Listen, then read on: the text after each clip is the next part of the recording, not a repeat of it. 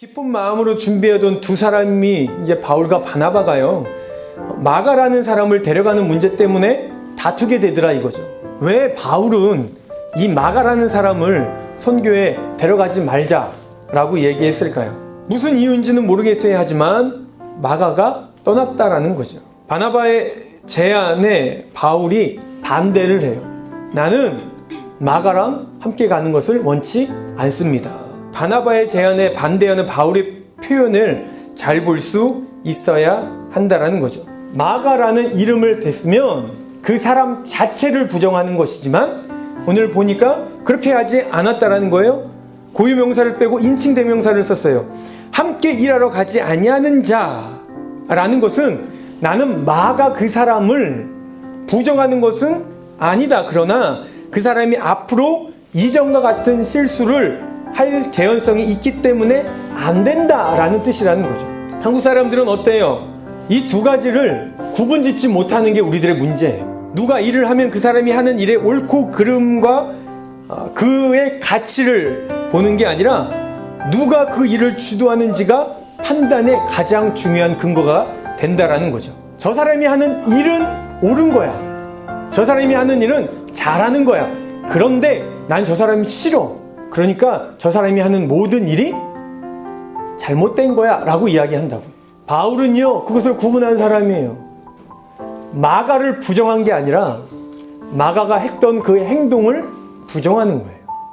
마가를 싫어하는 것이 아니라 마가가 이전에 이런 잘못을 전했으니 또 이런 잘못을 할 수 있는 가능성이 크니 난 그들과 가는 게 옳지 않다라고 이야기를 한다라는 거죠. 나와 의견이 다른 사람이 있을 수 있다라는 거죠.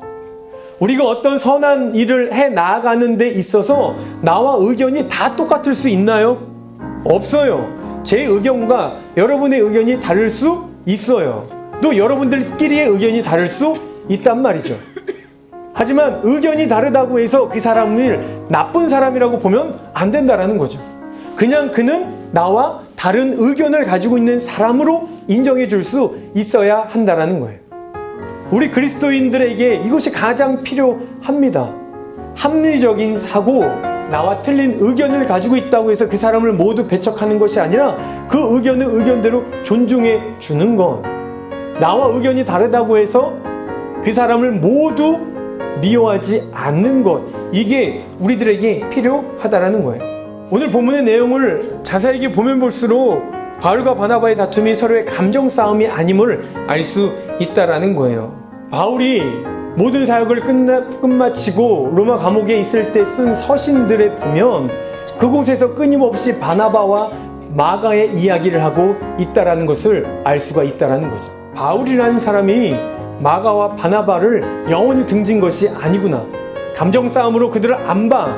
나 너 싫어 한 게 아니구나를 알 수 있다라는 거예요. 2차 선교 여행을 데리고 가는 것을 거부했던 마가를요, 바울이요, 긴 시간이 흐른 후에 바울이 초대하고 있어요. 이것은요, 바울이요, 마가를 동역자로 생각하고 있다라는 내용이죠.